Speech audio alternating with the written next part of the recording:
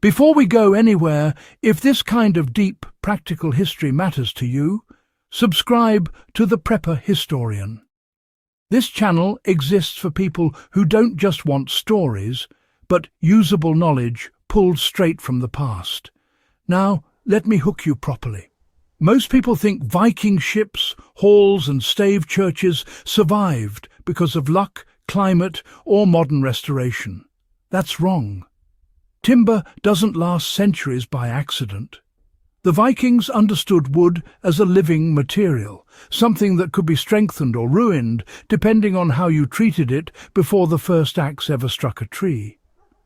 What you're about to hear isn't myth or folklore.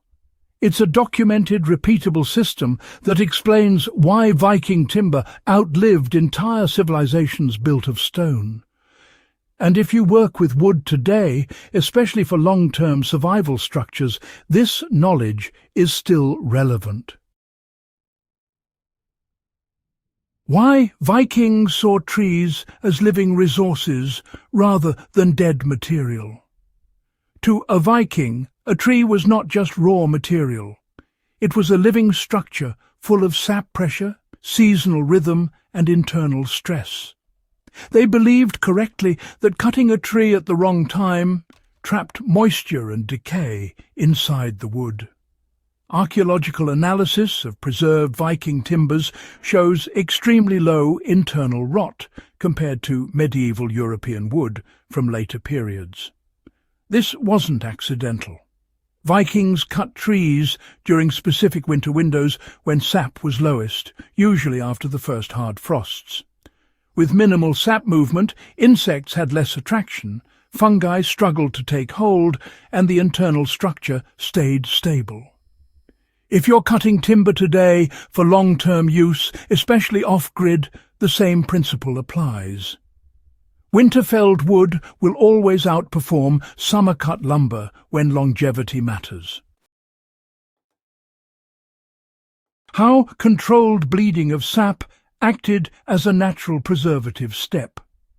One of the most misunderstood Viking practices was partial girdling before felling. In some regions, trees were ringed months in advance, restricting sap flow without killing the tree immediately.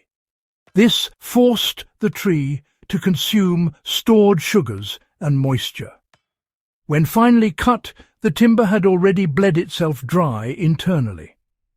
Modern forestry avoids this because it reduces immediate yield, but Vikings weren't maximizing speed, they were maximizing lifespan. If you want to apply this today, especially with small-scale timber, partially ring a tree late summer, let it stand through autumn, then fell it midwinter. You'll notice the wood seasons faster and resists cracking and mold far better.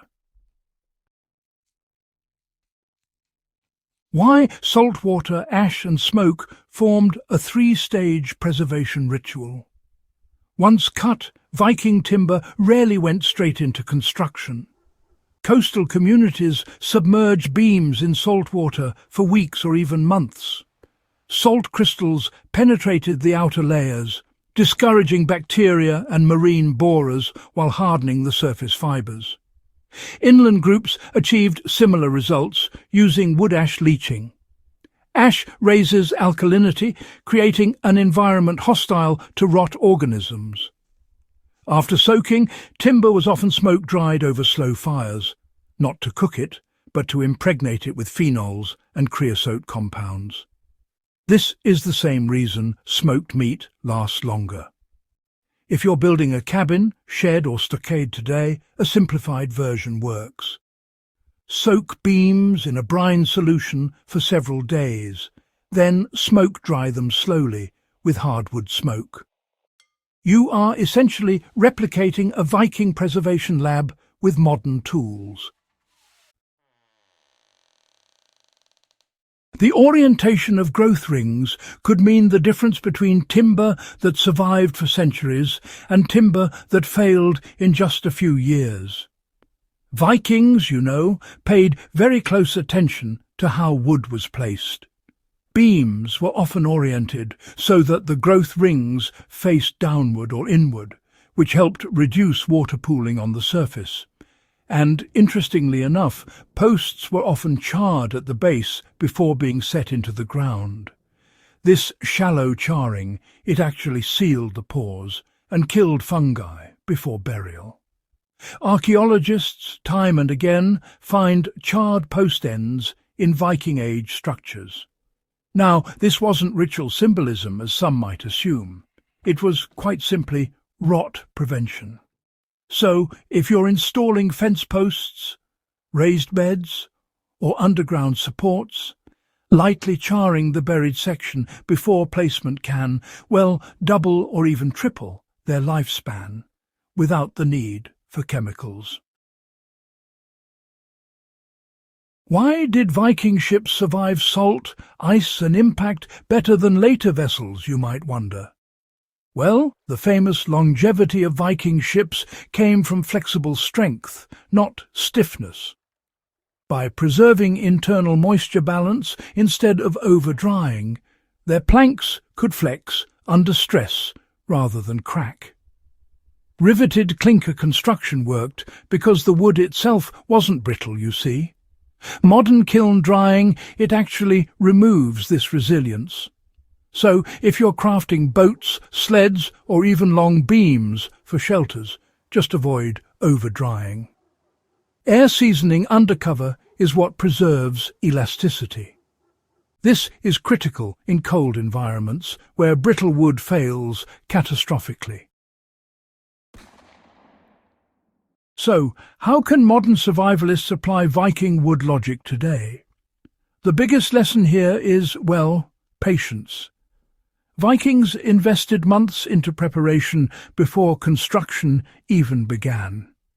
If you're serious about long-term shelters, stockpiles, or homestead buildings, timing and treatment matter more than tools. Cut in winter, reduce sap, soak or alkalize, smoke or char strategically, orient correctly. None of this requires advanced equipment, only discipline and planning. This, honestly, is how you build things meant to outlast you. Why did this knowledge disappear, and why does it matter now? Industrialization prioritized speed, uniformity and profit. Longevity became, well, secondary. Vikings built for generational survival in harsh climates. That mindset, I reckon, is returning as people rediscover self-reliance and resilience. Understanding how ancient cultures solve these problems without chemicals or machines gives you options when modern systems fail.